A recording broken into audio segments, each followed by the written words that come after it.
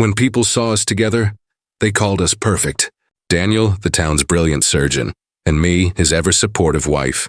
We lived in a glass house on the edge of the cliffs, overlooking the endless blue of the sea. From the outside, it looked like happiness. Laughter spilling from our kitchen windows, the faint hum of jazz at night. I used to believe it too.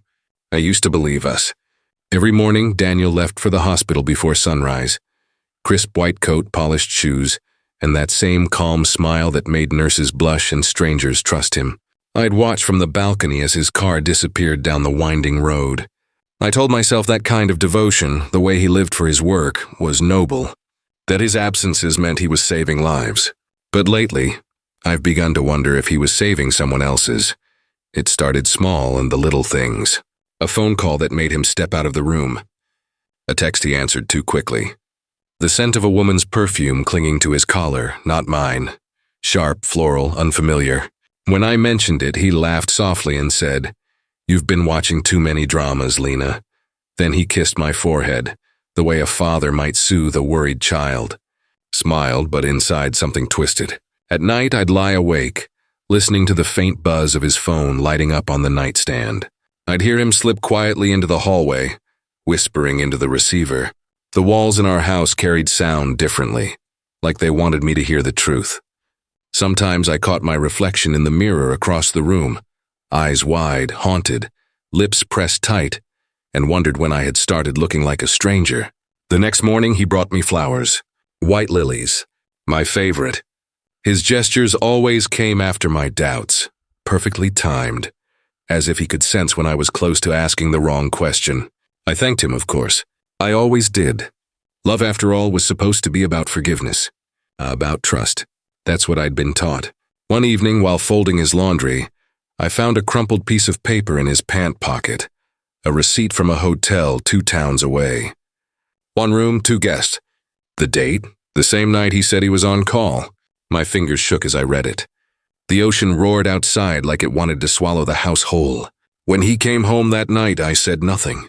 I just watched him remove his coat, loosen his tie, and walk toward me with that practiced tenderness that used to make me feel safe. "Rough day?" he asked, placing his hand gently on my shoulder. I wanted to scream, "Whose perfume was it?" "Who were you with?" But I didn't. I smiled instead, my lips trembling, and whispered, "Just tired." In that moment, I realized something chilling. Lies don't destroy love instantly. They rot it slowly, like salt water seeping into wood. You don't notice the damage until it's too late. That night, I couldn't sleep.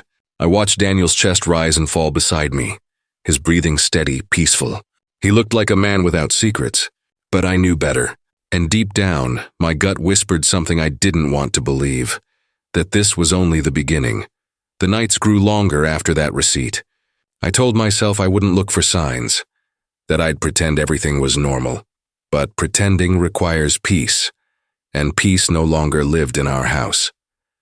Every sound felt amplified, the ticking clock, the hum of the refrigerator, the steady rhythm of Daniel's breath beside me. Until one night, another sound joined them, a whisper. It was faint at first, barely audible over the ocean wind pressing against the windows. I thought I was imagining it, but when I slipped from bed and followed the voice, I found Daniel standing in the hallway, phone pressed to his ear, speaking softly. His tone was different, gentler, lower. "No, she doesn't suspect anything," he said, and something in me shattered. I stepped closer, my voice trembling. "Who are you talking to?" He turned, startled but composed within seconds. "Lena, it's 1 in the morning," he said with that practiced calm. It was just a patient. A follow-up call. His smile came easily, too easily, as he brushed a strand of hair from my face. "You worry too much." "I heard you," I whispered. He sighed, like a man tired of being misunderstood. "You've been anxious lately," he said softly. "Maybe you should start seeing Dr. Myers again." "For your sleep," his words stung, gentle, calculated poison.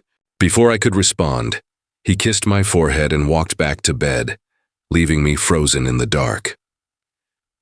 The next morning, sunlight flooded the kitchen, golden and deceptive. He made coffee, humming to himself as if nothing had happened. I watched him pour mine, his hand steady. "About last night," I began carefully. He chuckled. "You dream vividly, Lena. That's one of the things I love about you."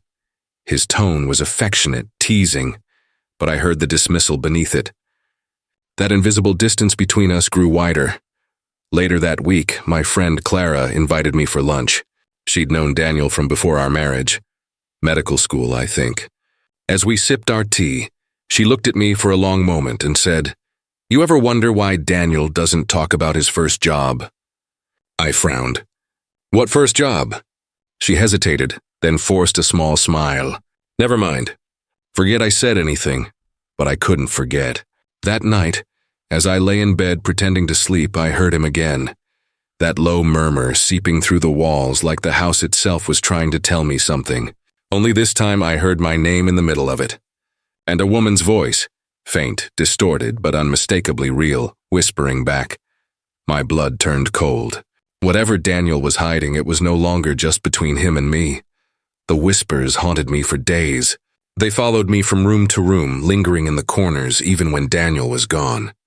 I began to imagine her, the woman on the other end of those late-night calls, faceless, shapeless, but always there. So when Daniel invited me to the hospital's annual fundraiser, I went, hoping to prove my doubts wrong. I wanted to see the man I loved surrounded by people, not shadows. The event was elegant, chandeliers, champagne, polite laughter echoing through the marble hall. Daniel stood beside me in his tailored suit, smiling at everyone, his hand resting lightly on my back. To anyone watching, we were the picture of devotion. Then I saw her. Across the room by the grand piano stood a woman in a crimson dress. Her beauty wasn't loud, but it commanded attention. Dark hair cascading over one shoulder, eyes that flicked toward Daniel, and then away with practiced familiarity. He froze for a fraction of a second before forcing a smile and excusing himself. "I'll just check on the catering," he murmured. But he didn't head toward the kitchen. He went to her. I watched, hidden behind the shimmer of glass and people, as he leaned close to whisper something in her ear. She laughed softly, a sound that made my skin crawl. The way his hand brushed her arm was too natural, too comfortable. When he returned, his composure was perfect. "You okay?" he asked, voice steady. "Who was that woman?" I asked. "An anesthesiologist," he said smoothly. "New to the hospital." "You'd like her." I didn't. That night I dreamed of the woman in red standing in our bedroom, her eyes hollow, her lips moving without sound. When I woke, Daniel's side of the bed was empty.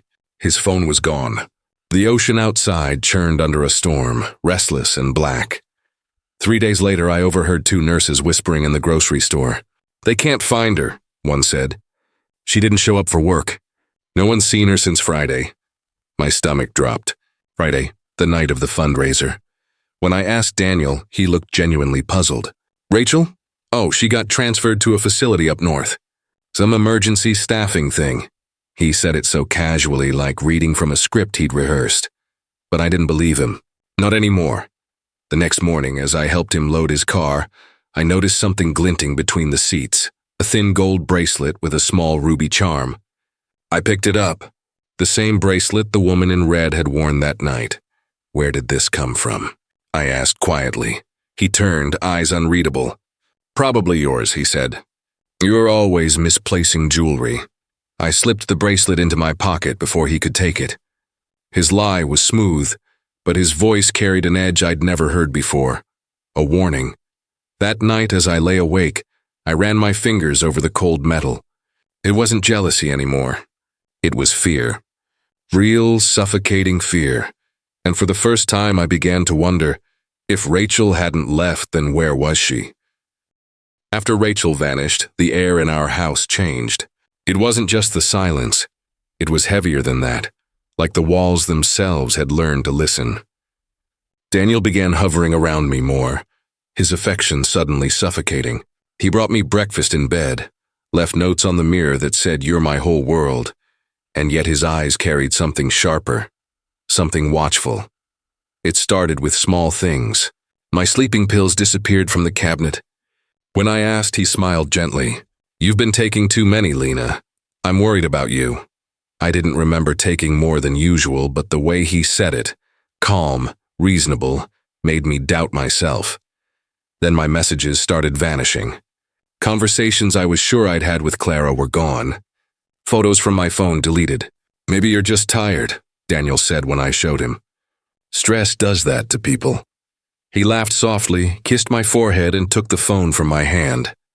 "I'll back up your data," he said, walking away with it. He never gave it back. The people around us began looking at me differently. The cashier at the store, our neighbors, even Clara.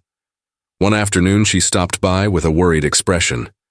"Daniel told me you've been having episodes," she said gently. "Are you okay? Episodes." The words sank deep. He was rewriting me, piece by piece, and then no one could see it. I started writing everything down in a small leather notebook I kept hidden under a floorboard in the closet. Dates, conversations, the color of the bruises that appeared on my arm after accidents I couldn't quite remember. He said I slipped. Maybe I did. Or maybe I didn't. At night, I'd sit in the dark, listening to the faint creak of his footsteps outside the bedroom door. Sometimes he'd stop for a full minute, as if making sure I was awake before moving on. Once I thought I saw the light from his phone screen under the crack of the door, pointed toward me. Watching. "Daniel," I said one morning, trying to keep my voice calm. "Do you ever think something's wrong with us?" He smiled. "Not with us, sweetheart. Just with you." I nodded, pretending to agree.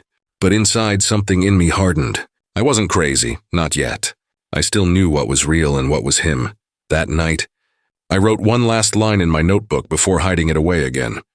If anything happens to me, it wasn't an accident, because the way Daniel's eyes followed me now, patient, cold, calculating, I knew something was coming. Something I couldn't yet name but could already feel breathing down my neck. The notebook became my only anchor to reality. Every entry steadied me, reminded me that the madness wasn't mine. Still, Daniel's control tightened like a noose. The locked phone, the monitored calls, the way he began keeping his office door closed. He said it was hospital paperwork, confidential cases, but something about that room unnerved me. The smell of disinfectant always lingered in the air afterward. Sharp, chemical, almost desperate. One morning, while he showered, I slipped into his office. The blinds were drawn, the room too tidy, too staged. His desk drawers were locked, but years of marriage had taught me where he hid everything, even his keys. Beneath a framed photo of us, I found the small brass one. It wasn't for the desk. It was older, heavier, its teeth uneven. I turned it over in my palm and felt an ache deep in my stomach. Our house had one locked door I'd never opened. The basement. Daniel said it was for storage, damp and unfinished, not worth seeing. But that morning, I couldn't shake the thought that the key might fit. By the time he left for work, my hands were trembling. I told myself I'd just look, just once, just to quiet the voice in my head whispering that the answers were down there. The lock clicked too easily. A wave of cold air rose from the darkness as I descended the steps. The light switch didn't work at first, and in the dim glow from the narrow window, I saw shapes. Indistinct, draped in plastic. The smell hit next. Bleach, metal, and something faintly sweet like rotting flowers. I forced myself forward. A tarp-covered table stood in the center, its edges stained. Nearby, shelves lined with boxes labeled by month and year. My fingers shook as I opened one. Inside, photographs. Women, different faces, different smiles, but all of them wearing red dresses. Some candid, some posed. And in every single one, Daniel was there. His arm around them, smiling that same perfect smile he wore for me. I dropped the photo, heart pounding so loud it drowned out the silence. This wasn't just infidelity. This was something else, something monstrous. A sound came from above. The faint creak of the front door. He wasn't supposed to be home yet. Panic seized me.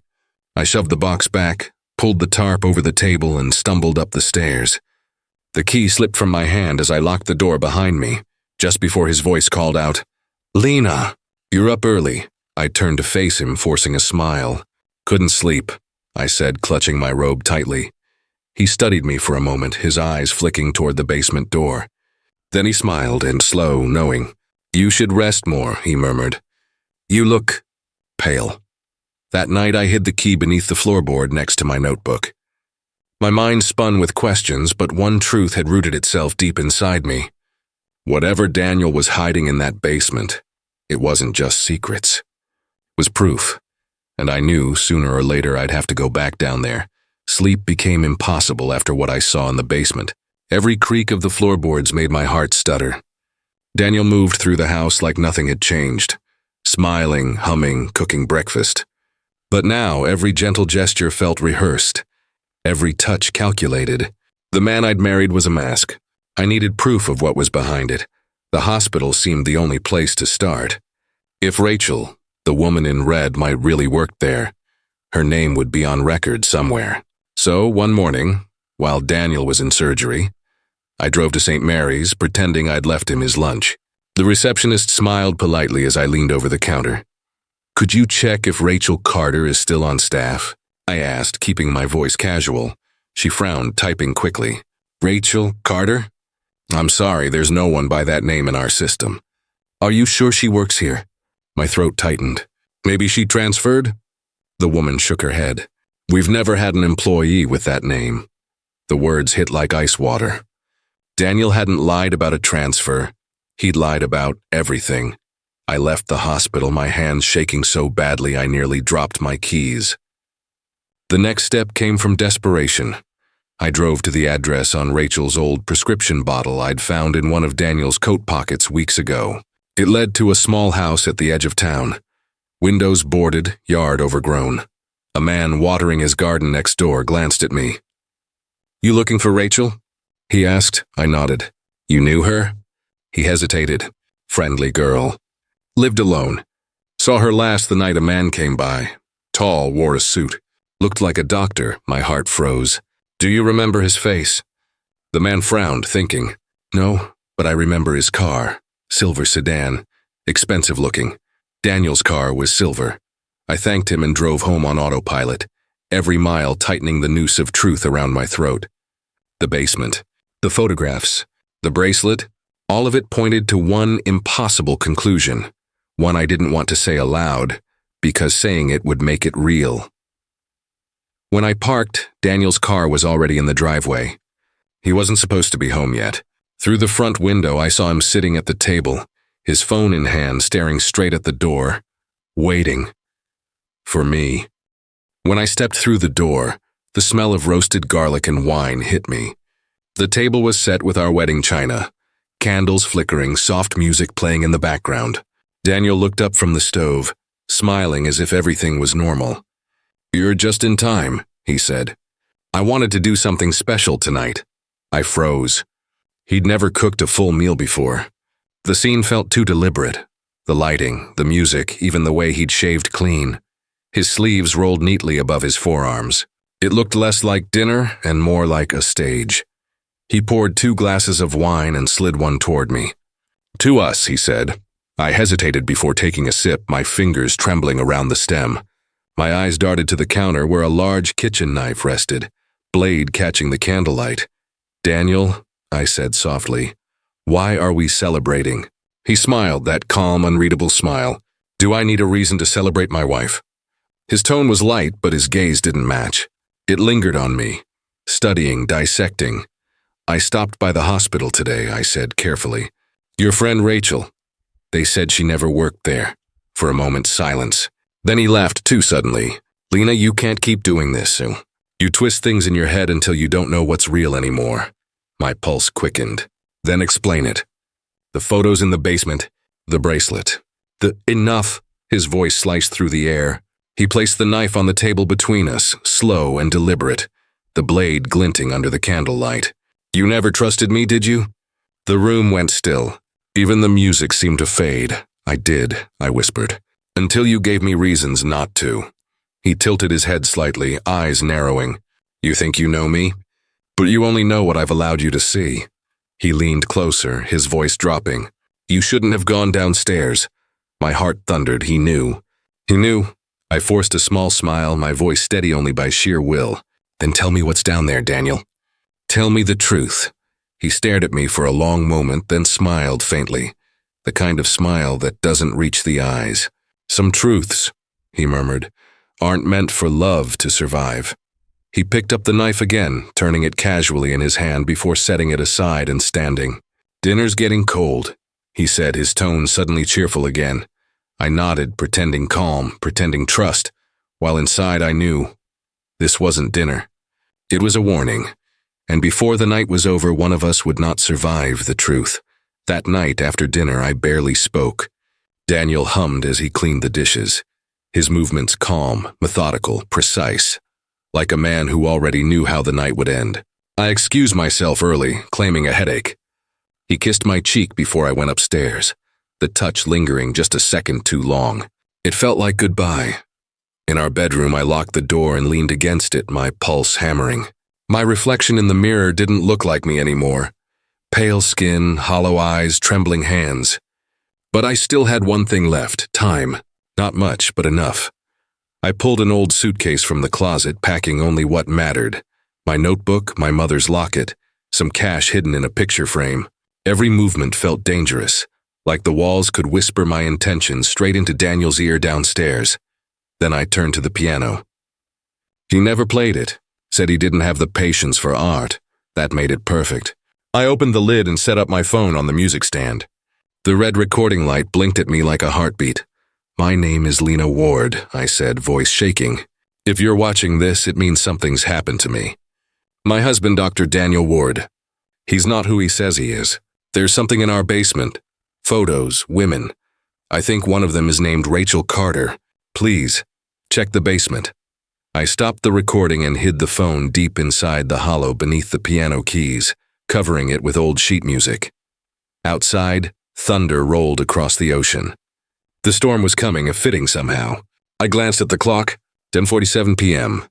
If I left before midnight, maybe I could reach the old motel by the highway and call Detective Harris. He'd handled a missing persons case years ago, one that had quietly disappeared after Daniel joined the hospital. I picked up the phone, dialed his number, and whispered everything in pieces, the photographs, the lies, the fear. "Please," I said, "if I don't call again by morning." A floorboard creaked behind me. The line went dead. I turned slowly, heart racing. The hallway light spilled under the door. A shadow passed across it. Daniel's voice, calm and cold, drifted through the crack. "Lena, why are you awake?" The storm outside broke, thunder shaking the glass. Inside, the air went still. Even the house seemed to hold its breath. Rain crashed against the windows like the sky itself was warning me. My pulse echoed in my ears, loud and uneven. I pressed my back to the wall, clutching the phone that had gone dead moments ago. The house was dark except for the hallway light, and Daniel's shadow moving beneath it. "Lena," his voice called softly, almost tender. "We need to talk." Every instinct screamed run. I slipped off my shoes and moved silently toward the staircase. The wood creaked under my bare feet, a betrayal of sound in the suffocating quiet. Behind me, his footsteps followed, slow and deliberate.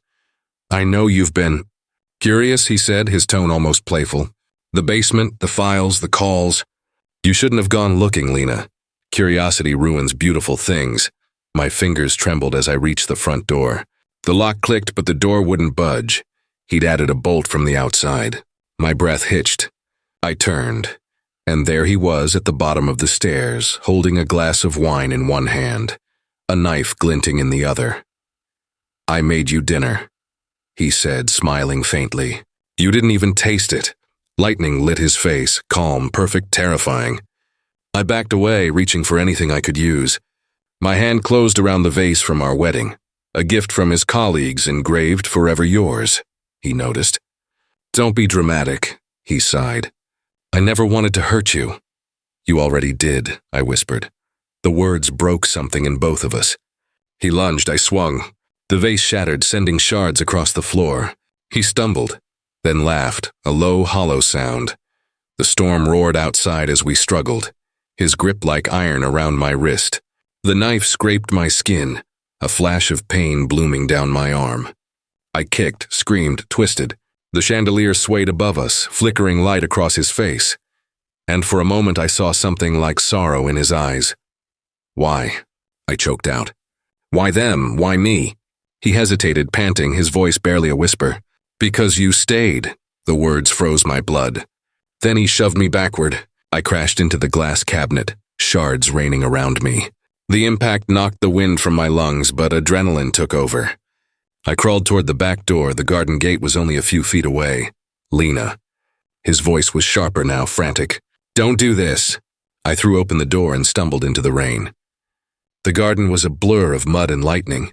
My hands fumbled with the gate latch, slippery with blood and rain.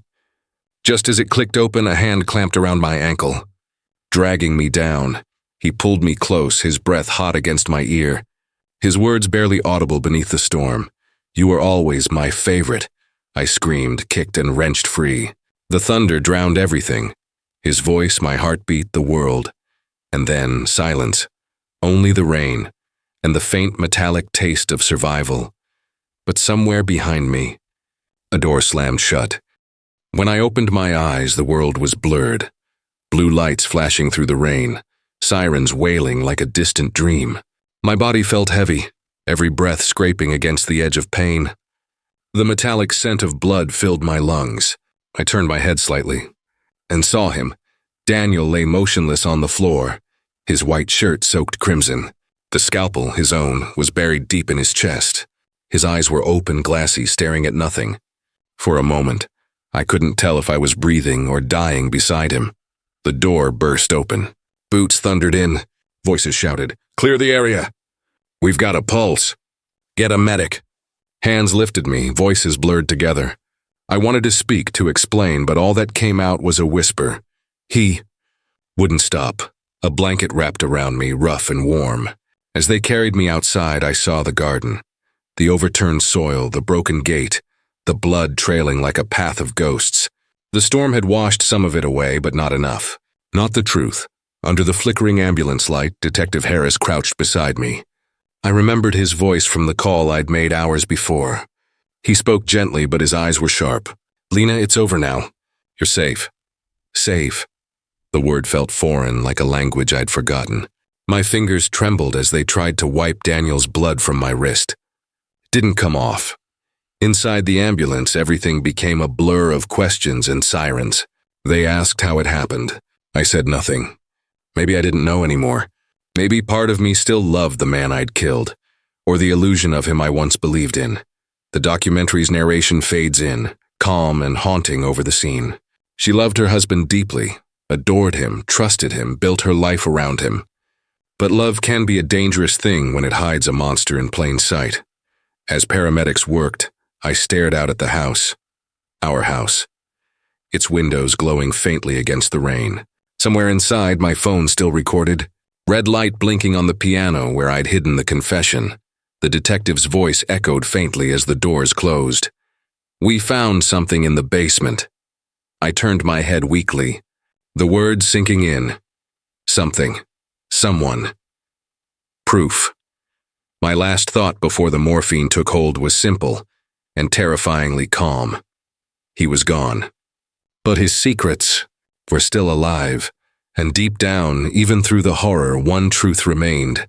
I had loved him, until love became my final weapon. Months had passed, yet the scent of rain and blood still haunted me. The studio was quiet, too quiet, as the cameras blinked to life. A single light shone on me, harsh and cold, while everything else melted into shadow. The producer's voice was calm, rehearsed. "We just want the truth, Lena. Tell us in your own words." My fingers twisted together in my lap.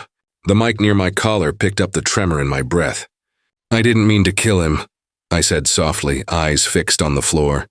"I just wanted to live." The words echoed in the empty room, sounding both foreign and familiar. The interviewer nodded solemnly, scribbling something on his clipboard. The red light on the camera blinked steadily, recording every hesitation, every twitch of guilt. I spoke about the nights of silence, the perfume on his collar, the whispers, the screams. About how the man I loved became the thing I feared most. Every detail was supposed to bring closure. Instead, each sentence pulled me back into that house. The sound of the knife hitting the floor, the rain, his final words. When the interview ended, they thanked me. "You were brave," one of them said. Brave. I smiled politely, though inside I felt hollow. Weeks later, the documentary aired. She loved her husband deeply, the Lena Carter story. My face filled the screen, pale, haunted, too calm. The narration was smooth and cold, dissecting my life as if it were a case study in love and violence. They showed the piano, the basement, the scalpel. They called it a tragedy born from trust. But what caught my attention wasn't the story. It was the brief shot of Detective Harris near the end. The camera lingered on him as he spoke. Sometimes, he said, we find only part of the truth. The rest stays buried. I watched his eyes as he said it. They weren't talking about Daniel anymore. They were talking about me. The screen faded to black and my reflection appeared, faint, ghost-like, against the dark glass of the television. For the first time in months, I felt a chill crawl up my spine because maybe, just maybe, the story wasn't over.